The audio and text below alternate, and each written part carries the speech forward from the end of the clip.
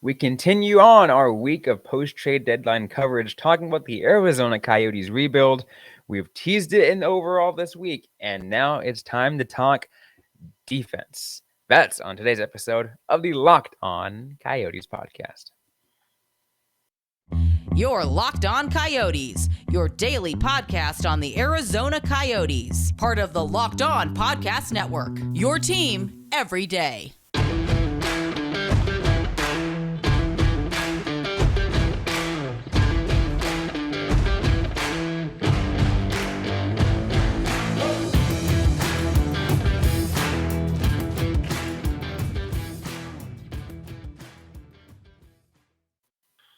Welcome to the show, everybody. I'm Robyn Leonio. That's Carl Pavlock on today's episode of the Locked On Coyotes podcast. I want to thank everyone for making this show your first listen every day. We are free and available on all platforms, including on YouTube. Today, we're talking about defense, Carl. We've been teasing it all week, because we've been saying, okay, there are players to build around when it comes to the Arizona Coyotes. We talked about rising stars. We talked about cornerstone pieces. We're now in a unique situation in which we can talk about defense. We mentioned two defensemen in rising stars, but I think we're in a difficult situation past that. Yeah, pretty much. The Coyotes are not in a good spot defensively. I think that this is one of the few criticisms I have for Bill Armstrong's tenure so far is I don't think he's handled the defenseman particularly well. Like the fact that the Coyotes traded Connor Timmins for effectively nothing earlier this season has kind of led to a position where you're just like, who is going to be the Coyotes' future defenseman? Absolutely. And we talked about the rising star pieces, and we'll kind of glance over that once again in case you missed that episode. We talked, and I said two. I should have said three because one is still currently playing overseas. But JJ Mosier and Yusuf Valimaki are going to those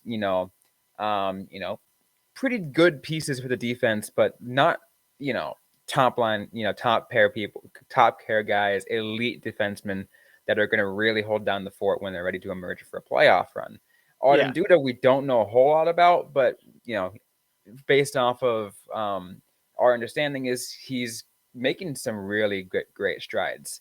Past that is when we're having a difficulty with, because you look at the defenseman that was picked beforehand in the later hand of the first round this last year, Carl. Maverick Lamoureux. We had Will Scouch on our show last year.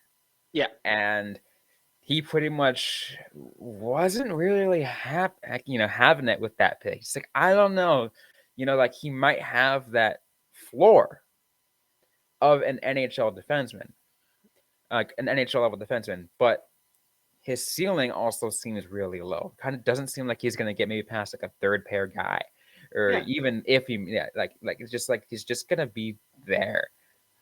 Which, I mean, is absolutely fine. It is a draft strategy, I think, especially for like a late first round pick going for a guarantee. I think that's absolutely fine. I think the Coyotes needed to do more to kind of get a risky player, a risky defenseman, like one who has a high ceiling, but like the floor could be nothing, because you're going to kind of need to do a gamble. Or like I said, not sign as many veterans in the offseason and be forced to trade Connor Timmins, who is doing very well in Toronto right now. I feel like that must be said. Right. And the team was going to lose him. They didn't have the spot to like play him. They had to trade him or risk losing him on the waiver wire, like how they gained Valimaki. Like that shouldn't have been a situation you were put in. It shouldn't have been. And they have to be, the Coyotes need to figure out a way to really advance their defense, because outside the players we mentioned that they currently have, it's not strong. Do you want me to go through the current Coyotes defenseman? Let's do it. All right, so we have Patrick Nemeth, Valimaki, who we discussed, Josh Brown, Connor Mackey, JJ Mosier, Victor Soderstrom. Soderstrom, interesting piece. Interesting piece. Yeah, that's one to talk about because, Yeah. He was called up, around the trade deadline time because obviously you need some people. I think a little bit before because you had both, or you just had Jakob Chychrun sitting, but yeah. Exactly. And so you're like, okay, we need some bodies because we don't have any. You and I have been, hopeful. I'd say that's the best term for it for Victor Soderstrom. Yeah. Because he plays better at the NHL level. Because when he's down in the AHL, he kind of becomes invisible, Yeah. which isn't good for him. Like you Yep. want him to develop into what we all expected him to be. He was a high draft pick, a relatively high draft pick. So like you want him to be a really good NHL defenseman. Are we going to see that? I mean, it remains to be seen, but I mean, he does play better at the NHL level. Yeah. I do also kind of want to point out Kesselring, interesting defenseman, AHL, like I think second place in goals scored. Played a game for the Coyotes and then was sent back down, I believe. Yeah. So there are some interesting players, but that's not a blue line that I'm very comfortable with. It's also pretty much set. Like the only player who's going to be or who's not currently signed for next season of the 6 that we listed is Mackey. And not gonna lie, Mackey did not look good in the last game when I watched him, but first game with a new team, something can happen. Like he could very well realize that this is a good chance for him, but yeah, that's kind of what we're locked in for, unless the team can make a trade. And I don't think anyone's gonna take Nemeth off their hands. I don't think they want to get rid of Brown, and I don't think you would move Valimaki, Mosier, or Soderstrom either. No, those Valimaki, Mosier, and Soderstrom. Those, if you really want to try to build the defense to be better, you would need to at least hold on to those 3. Outside of that is you got to really get some, potentially top end guys. Maybe get some, some short term help when you're ready to come out for a playoff run years down the road, and a top guy you just drafted isn't quite 100% there. Yeah. But the focus is to make sure you're drafting those people. Yeah, which the Coyotes have not been doing. I think spoiler alert, when we start doing draft profiles of players, I know I'm going to be leaning pretty heavily into defensemen. 100%. I think especially because the Coyotes have another first round pick in the upcoming draft to help out, and potentially one that might be maybe 10 through 15, maybe could be 8 through 16. Could be 8 through 16, yeah. There are that gives a potential of them of drafting, one of the top defensemen. I think I mentioned that top defenseman in this upcoming draft I'm looking at right now. Axel Sandin Pellikka from the SHL. Probably not going to get the top player. He's right now he is the number 1 defenseman rated at around the 10 mark. Interesting, around the 10 mark. Yeah. That's it's a very forward heavy draft, I must say. Yeah, it's let's see, center / left wing, center, right wing, center, a bunch of centers. Yeah. The NHL likes centers. What can we say? Absolutely, but and I think if I'm the Arizona Coyotes, use that pick you just got from um, from Ottawa for Jakob Chychrun for a defenseman. Yeah. I mean, you always want a team to draft the best available player because you can flip them. But at a certain point, like it, it's tough. How like how do you really define like what a better player is? Like the 10th overall versus the 11th overall. Is there always that kind of clear like delineation? I mean, and take a look at this last year, right? You had some players who were projected like even the previous year. The previous year, it's kind of is kind of like a one off because of it being the COVID year. Yeah. But this last year, I'll say this last year, even though we had a guy who what was projected to go top 5 in I'm banking on his name right now, but he was projected to go top 5. But everyone was like, okay, he's too small. He doesn't end up going until like 15 to 20 or something around there. Like it happens, Well, and you have some guy like let's on some draft boards like Connor Geeky, for example, that the Arizona Coyotes drafted. Like he was projected to go as high as like top 5 on some people's boards, but as low as 15 or even 20 on other people's draft boards. or look at Lane Hudson, who I in the SB Nation draft got I think 29th overall, who ended up going in the second round, who is like destroying NCAA defenseman records. Like it's insane.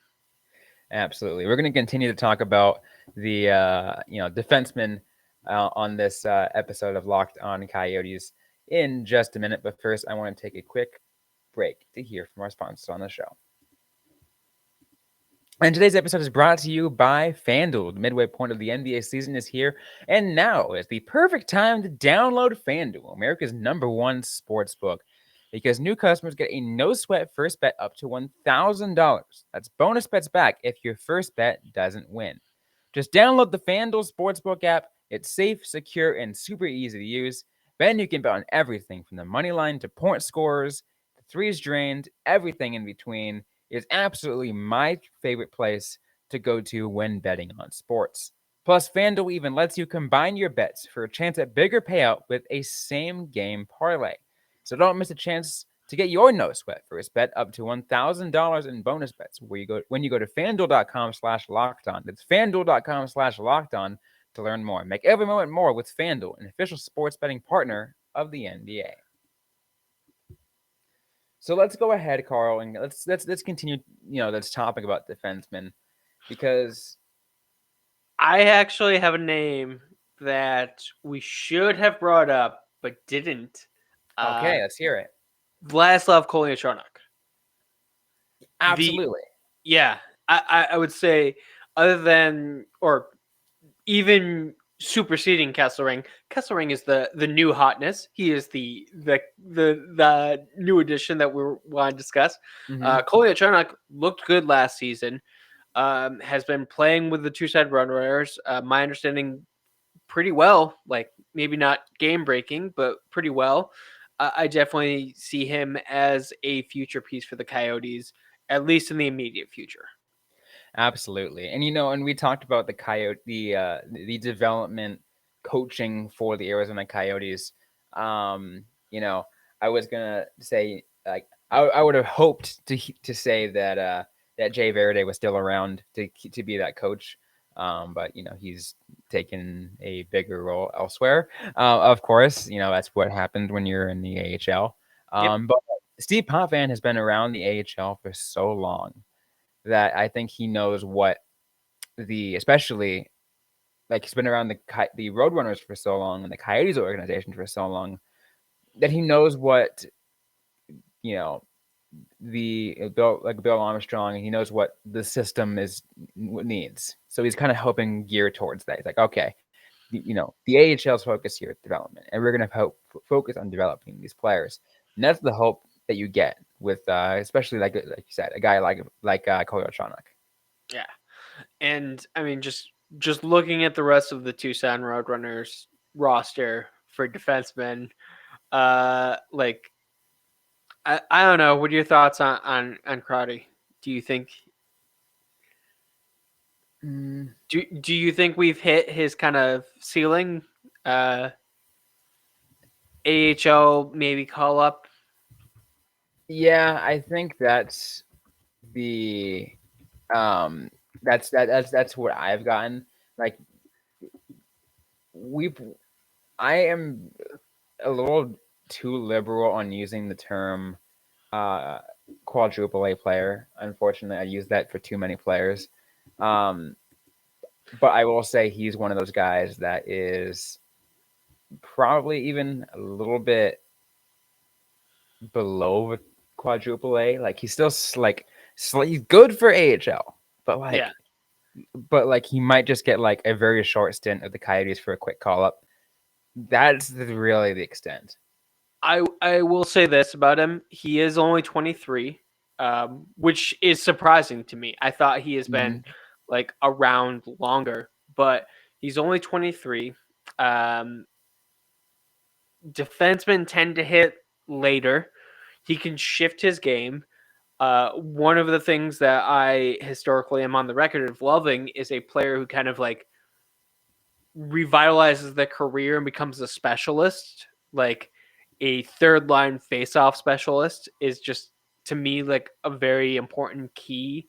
So I'm not gonna count him out, but he does kind of seem to be like not necessarily big on the recall in a way that you would hope for a player who kind of has a future as an NHL player. Yeah, absolutely. And there's a lot to take a look into that, but like you'd still um hope to see more from it, right? Like you want the development to happen. You always want it to happen. Um but some players look are just going to be unfortunately stuck in the shadows of the ones that are next in line. Yeah. I will just say one last credit to him before we move on to talk about someone else. Last season, through 68 games, he was a minus 28. This season, through 48, minus 4. Plus minus is not a stat that anyone should take seriously, but that You use is, it as like a driver or something that kind of help you, yeah, it's like a supplement very other. faint indicator of it, of any kind of success. You mix that with like advanced stats like Corsi and other possession metrics, you get a more understanding. But if you use individual stats alone, you are not going to learn anything. Yeah. The problem being the AHL is not known for having good advanced stats. At least not that I have found. Uh That's why we don't go to the NHL website for. yeah.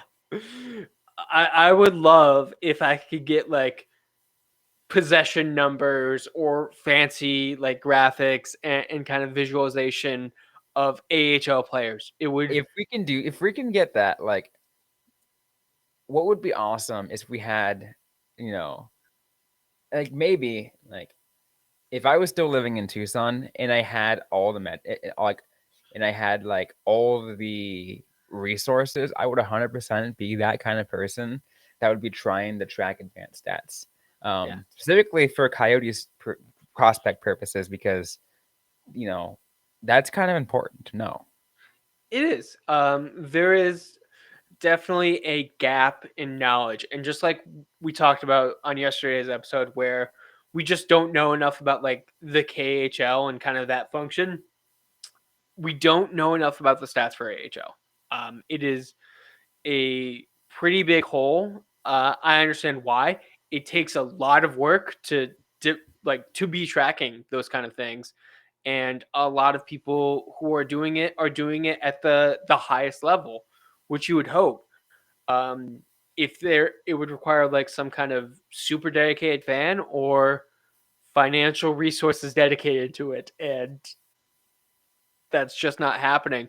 I'm sure there are like internal stats. Like each team has their own kind of internal stats. We know that. Like, Oh, I know that. I know they have it. I yeah, 100%. When I worked in an AHL press box, there was a guy that had more stats than you ever see on the AHL website. yeah, Um, and I talked to him about it. He's like, "Yeah, no, this is only for internal use." yeah. And I'm like, yeah, I figured. I mean, they're the ones paying the person to do it, so that's understandable. We just need that kind of like level at the public level, and it's just not there. Hopefully, 5 years from now, we have that. That may be too optimistic of a time frame, though. Let's be honest. There's not a lot of money in the AHL. Maybe, here in the Pacific Division, like there are so many teams on this side of the coast that maybe they figure out a way to get some money towards that. Like Pacific Division's already done their own playoffs, like before the Calder Cup. Like, Yeah, so why not, right? Why not put some extra resources? yeah. But the Coyotes do have a couple of options when it comes to like defensemen of the future. But I think the key thing is like every player we've talked about, I don't see him as the top pairing person on a competitive team at least. Maybe on like 2 years from now on the Coyotes, sure. Like not as the Stanley Cup winner, unless they take major leaps in the next couple of years. Which who knows? They could. It's possible. At this time, we don't see it, but it is 100% possible.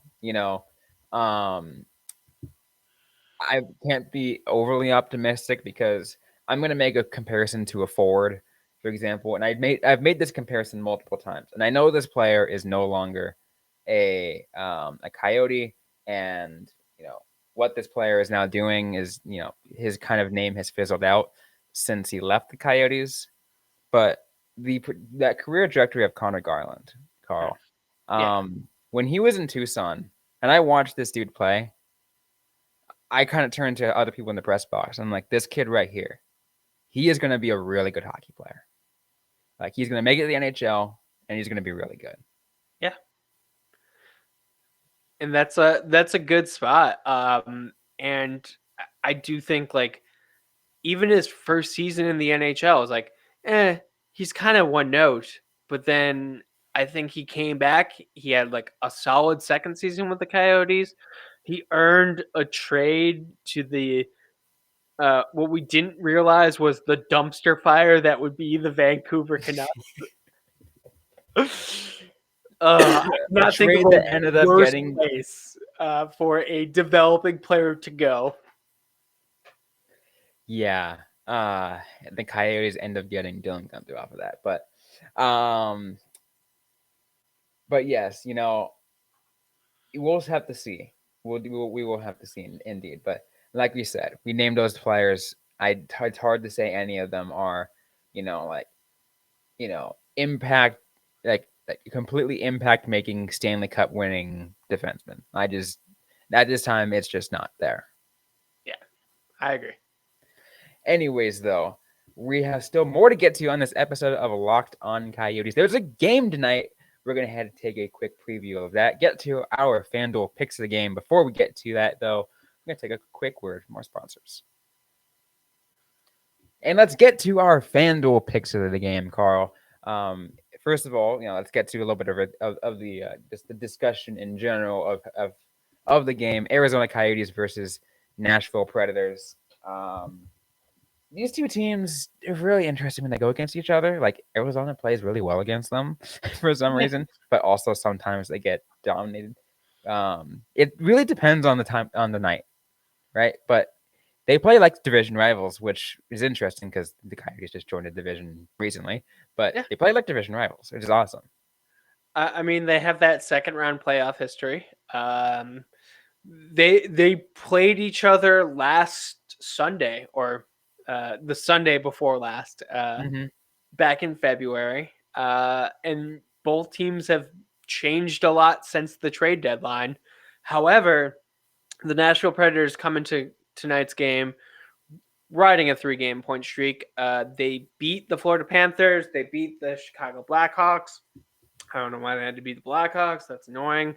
And then they went to the shootout with the Vancouver Canucks. So, that's different than the St. Louis Blues, who have just been losing tons of games lately. So this is kind of similar to the last game the Coyotes played, but still very different in terms of momentum. Yeah, and it's going to make things interesting. Now, this game is at the moment, so, you can expect weirder things to happen, Coyotes have played some of their better hockey at the moment. It's no longer as much as, quote, magical, as we mentioned earlier this season, but they still play some of their better hockey when they're at home. It's normal. That's what normally is the case for many hockey teams, NHL teams, but maybe it might be a different case this time, especially because it is against Nashville. Yeah. I don't necessarily have the highest hopes. I think that this one is going to be kind of a tight game. I think it's going to be a Nashville win too. Awesome. I'm also going to predict a Nashville win. I do think it's going to be a pretty close game, though. I think it's going to be pretty high scoring also. And that's going to bring us to our FanDuel picks of the game. I have, obviously our picks both lined up, and I have it ready to show everybody. But we're going to go through the lines and to kind of show everybody what it is, tell everybody what it is. The Nashville Predators are favored at 1.5 at plus 146. And they are favored minus 164 if you pick the money line. And the total points is at 6.5 points. And I'm going to have the graphic, I'm going to bring it up. And Carl, you're going to explain your pick, and I'm going to go ahead and explain mine as well. Sure. So, Carl, you picked under 6.5 total points. I did. How you feeling about that pick? What's your final score? And I want to kind of know what your thought process through going under. My final score is 4-2 Nashville. I think that this one is going to be tight. I think the Coyotes had a great game against the Blues, but Clayton Keller always plays good against the Blues. And we got a 2-goal game from Travis Boyd. I think Travis Boyd has been pretty good lately. You're not going to be expecting that every time. And I'm just not really sure who's going to step up and provide the offense on the Coyotes end. I think one of those Nashville goals is going to be an empty netter. I think it's going to be 3-2 for most of it. Coyotes pull the goalie. Nashville gets the empty net goal. I am under a very similar thought process as you. I don't think there's going to be an empty netter. But I think it's going to be pretty close throughout most of the game. I'm a firm believer that it is going to be high scoring. Like I said, that's why I picked over 6.5 on my pick. It's a little bit of the riskier pick because, going over, because that is 6.5. That is a lot of points. Yeah. I feel pretty confident in this pick. With a final score, I'm going to be looking at around a 6-5 game. Okay. That kind of high scoring. Nashville is still going to be on the winning end here. But anything can happen on that side. Then that's why I'm just picking the over, because Coyotes hockey is weird. I cannot say lock in the Nashville Predators as a win, because the Coyotes are weird. They do some weird stuff. So safest bet is to bet on the total points, which is interesting because you and I have differing views. Yeah. Well, I will just say this. I did the preview on Five for Howling. I mentioned that the Predators went to the shootout in their last game. It was tied with 2 third-period goals from Luke Evangestila, who, if you don't know, is playing in his first professional season. He spent most of the season in the AHL. He's played 4 NHL games. He has 2 goals and an assist.